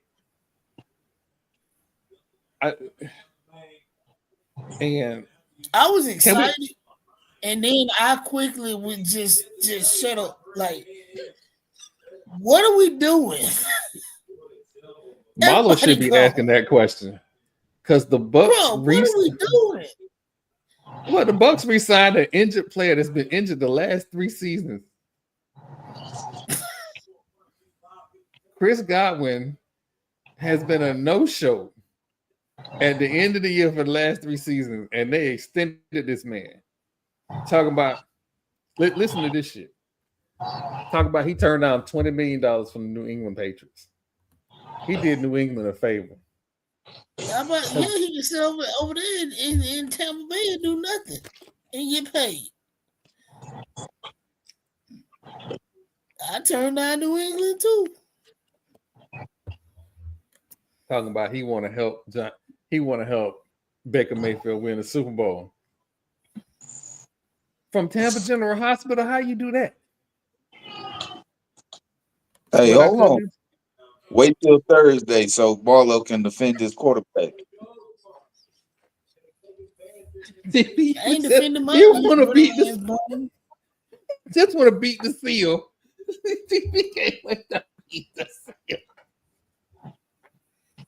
I don't fuck with you, though. You know that. That's neither here nor there. I'm just saying. It is what it is. You know, it absolutely is what it is. Is that a 9-point lead? Uh-oh. Jamal, I can't get too excited. 9 minutes left with a 9-point lead. I'll get excited when the clock says 0-0. Until then, it's time for them to lose. I wonder what the group chat look like right now. I'll tell you. It might look, listen, the women's game, the group chat was all over the place. Like, I think we should have called 911 to check on some people because the group chat is kind of crazy. God, man. The women lost 13 games this year by less than 5 points. 13.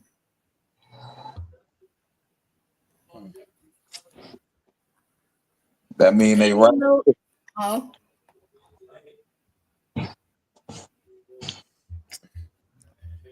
Oh, if I could play the clip, I would. But I'm sure the moment I start playing the clip, my internet will start tripping.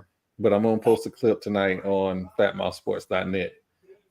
So Coach Gordon, everything she said came like it. Your coach know you.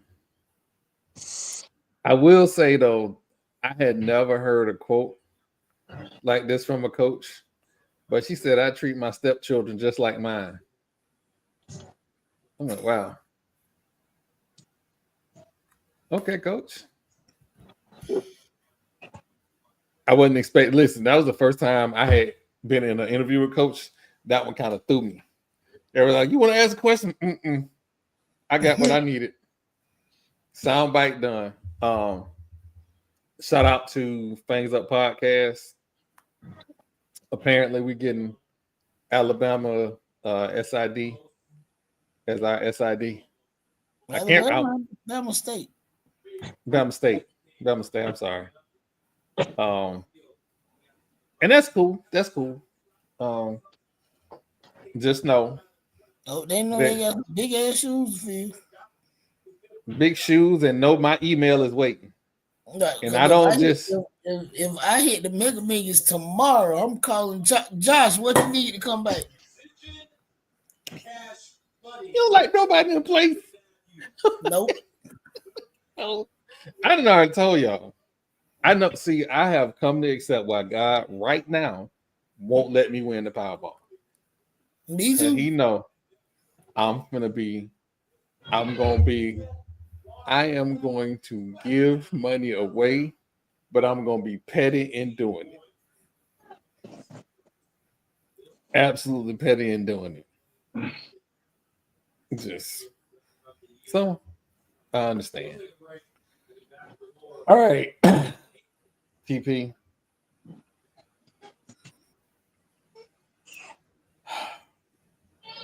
How you feel about your Texans? We making moves. We bring in CD Deuce. I like CJ Gardner. I feel like that's a good addition to the secondary because we had a lot of holes, due to injury last year, bringing in Christian Kirk, Justin Watson, who a lot of people may forgot about. Very talented guy, just got to work on, staying on the field. Bring back Mario Edwards. What else did we do? Kenyon Green. Look, I'll say it, I was wrong too. When Kenyon Green got hurt, I think every Texan fan in the world celebrated. That man was getting beat every play. Like, it was the hardest thing to watch. Just watching King Green get beat play after play after play after play. I just want to say that I'm glad that he made a full recovery and that he's moved on. But we didn't want him on the field because he was not protecting the quarterback. And the trading him and bringing in somebody that we can actually use on the defensive side of the ball, I think was a great move.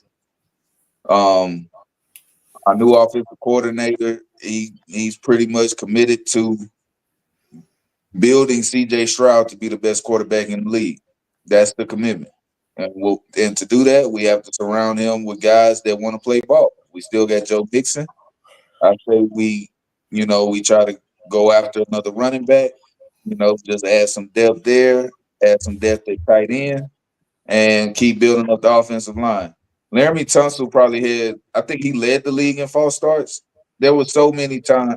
The Minnesota game, he got called for illegal formation 6 times. Our quarterback was getting hit religiously. Was it always his fault? I feel like you, the leader of the offensive line, you got to help with some of these calls because there were people coming untouched, like very often. So, you got to do more, and he just wasn't doing it. So, his time came. He did a good job while he was here. We appreciate everything he did for the organization. Probably, he'll go down in top 2 left tackles we ever had. But, it's time for a change. We still got the draft. We got the number 25 pick. If you ask me, this draft isn't the deepest at receiver, but I feel like there should be talent. It can be picked up in the first round. We'll see how these draft evaluations go from here until the end of April as far as who would be the best available person. Because where we are as a franchise, I feel like we get a receiver.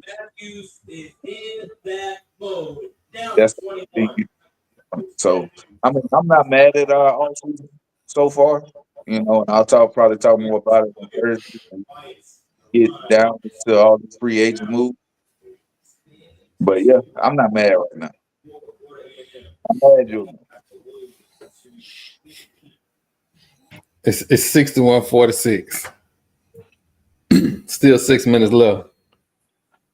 Close it out. Right. Oh man. Some updated stats. Prairie View currently is shooting 41% from the field, 27.8% from three, 41.7% from free throw. Any other stat don't matter. How are we missing more than half of the free ones? They are 5 for 12 from the free throw. You know what? I'll say this because a lot of times your big men are the ones that don't shoot the free ball at the highest percentage, and they're also the most likely to get fouled. So what that tells me is there isn't a what's the word? There's not a determination to get to the basket by the guards. Oh no, these are all guards missing these free throws. Oh well, shit. Well,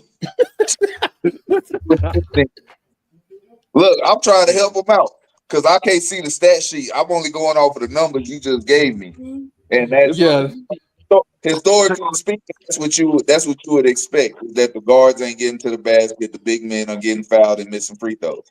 You don't see a lot of times when your guards are primarily the ones getting to the line shoot under 70%. That's not a normal thing.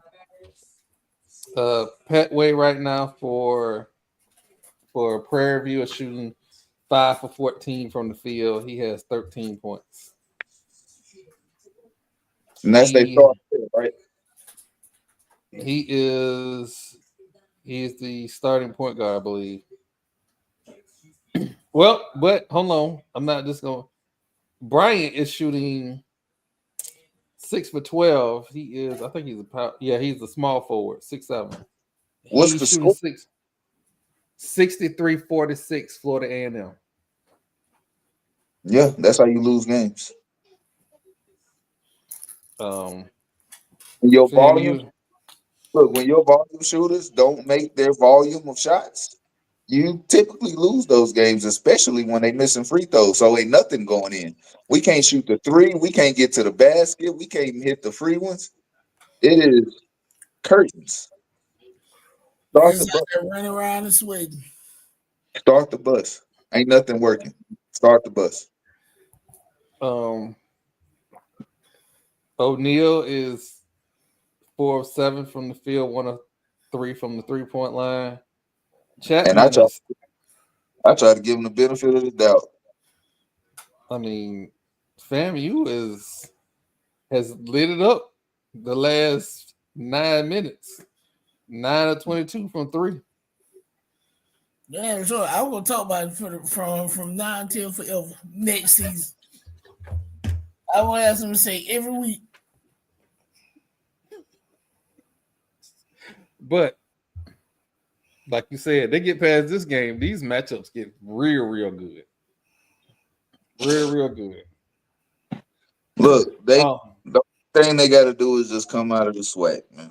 You come out of the SWAC, you try to get you at large bid, maybe 16 through 12, 16 through 12 seed, and that's when you got to play your best. I mean, your best every night. You can't afford to not be at your absolute best. That's honestly what I'm hoping for Norfolk State women, is that they can get a matchup that's winnable, not them going to Columbia to play fucking South Carolina. They go or going to California to play SC. If they have to go play SC, South Carolina, or Connecticut, you can go ahead and wrap up the season. It is, but again, Dawn Staley has played Norfolk State twice, and twice she has told people that they are not a 16 seed. Twice. First time she played them, she put the Norfolk State women's basketball team on her tab at the 5-star steakhouse that SC ate at the night before. No. I get it. That team was not a 16 seed. They are better than 95% of the Power 5 or the P5 schools. Yes, they are. And if they would honestly slot them right and let them play one of those G5s, they would win.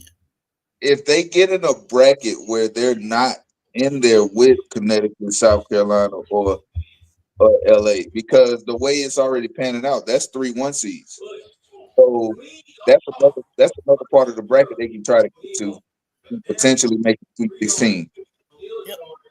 So that's what I'm hoping. Like I'm basketball is my first love, and I still believe that that's going to be the equalizer for HBCU. So I'm just hoping. I'm hoping, and is that they do right. Like that Norfolk State women are not a 16. They not at all. Oh, Troy said crash out income. Crash out coming if they slot them at 16. Crash out coming next week. Oh no, that's not what I'm about to crash out about. He's immediately.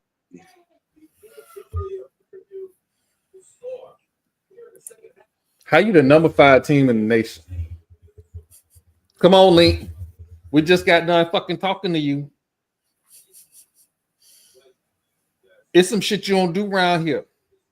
We ain't do it last year. We ain't do it the year before. Why is we losing the boot skins?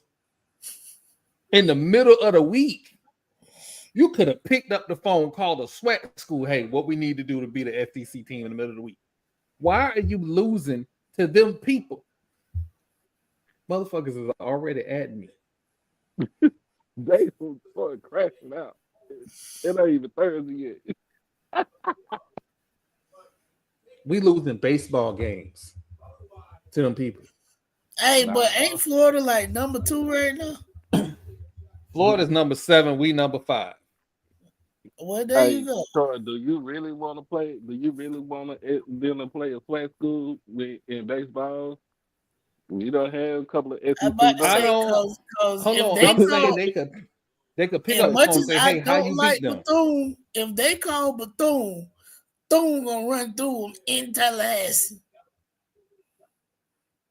So they might want to think long and hard. If they play PT, if they play Alcorn. We beat Thune in Tallahassee. We beat them down decent. That was ugly. Like it got ugly.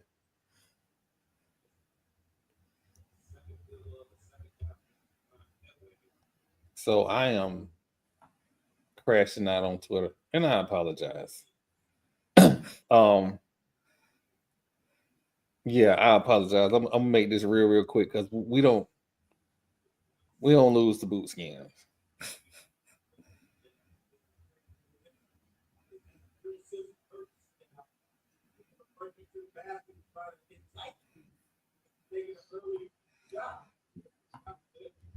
He said we losing to boot skins in the middle of the week.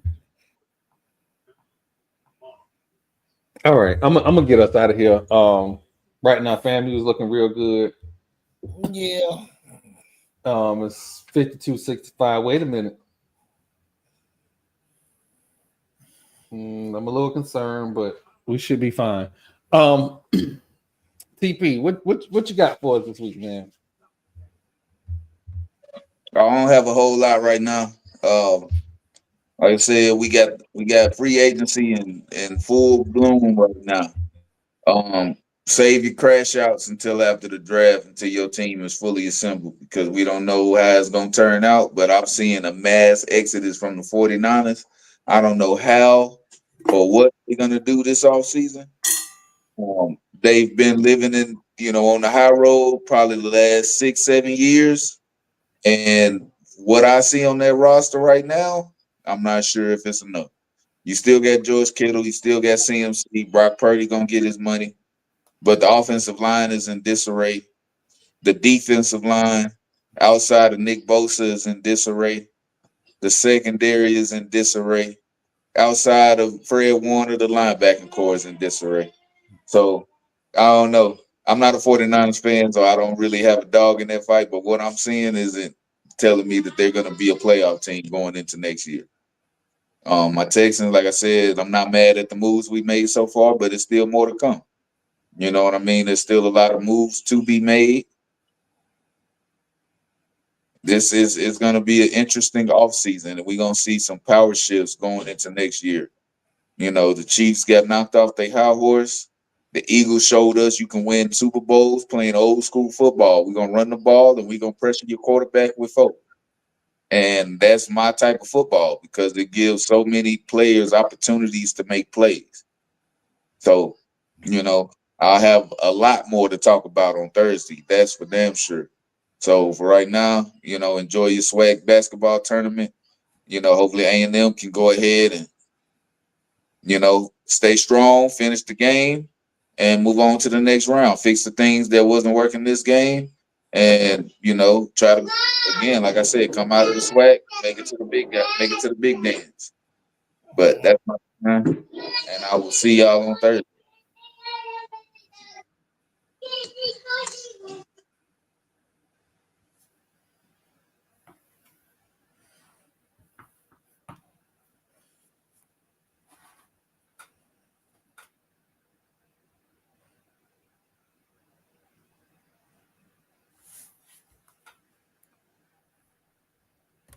Who up next? You on mute. Hey, Doc. What's that? What you got for us this week? You know the usual. We got SWAC basketball tournament time. Get right or get left. That's how I see it. Cowboys doing their thing. You know what I'm saying? Replace the, you know, get our offensive line healthy, get it replaced, and pretty much keep it going. But and then with the Mavericks, I don't know. I think we just need to go ahead and blow it all up. We got a match in it out there.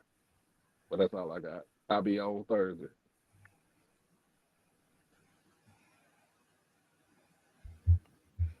Jamal, what you got for us this week? I was gone for 2 weeks, so now I got to do something out of pocket. But it ain't gonna be nice. NCAA tournament, March Madness. Get your brackets in, pick your teams. Let's go. I'm still riding SC versus SC for the championship unless them dumbasses put them on the same side of the bracket.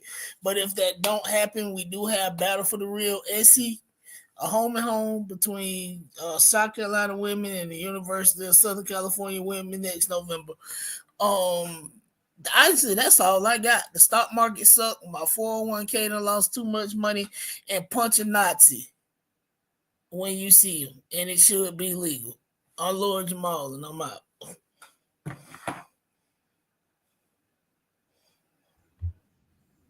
That's okay. Well, that's short to the point. I ain't finna be short. I'm not finna be short. I'll be respectable, but I ain't gonna be that short. So it's tournament time, and it is a time of the year where you get to watch basketball from 11 o'clock in the morning to 1 o'clock at night. And right now I'm watching SWAC basketball. I am a huge SWAC fan. Absolutely. Football, basketball, softball, baseball, all that. I'm also, you know, where I came from, Florida State. Tonight, we lost to the Bootskins. Unacceptable link. It's all right. Get them next time. Just got to brush it off. Don't let it happen again. But all seriousness, we in an era where everything is changing right before our eyes.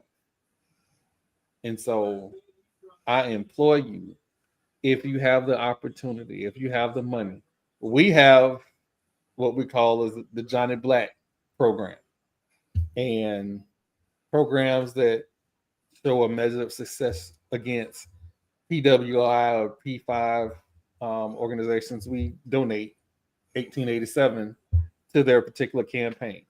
So I think right now we're only at like 120 donations that we have outstanding. And again, we'll take care of all of those at the end of this. I think we either gonna do it at the end of the month or end of the quarter, either one.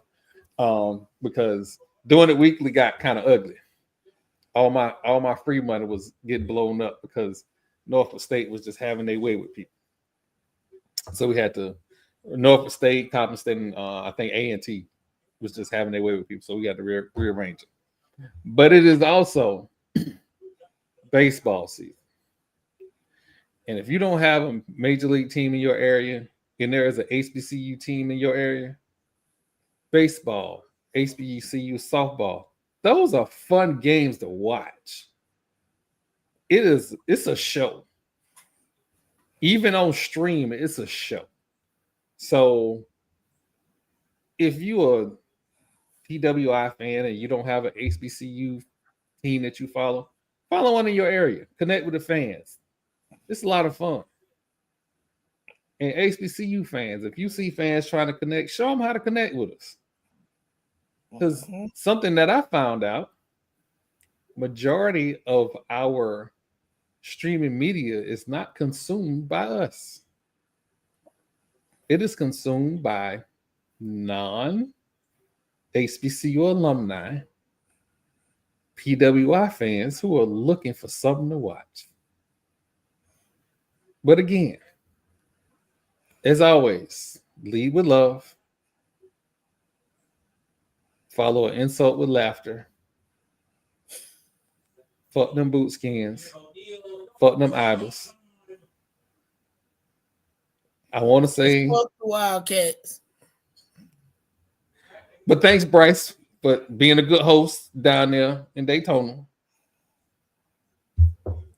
He's still for the Madness Basketball Podcast. TP, myself, Doc, Lord Jamal, we are out.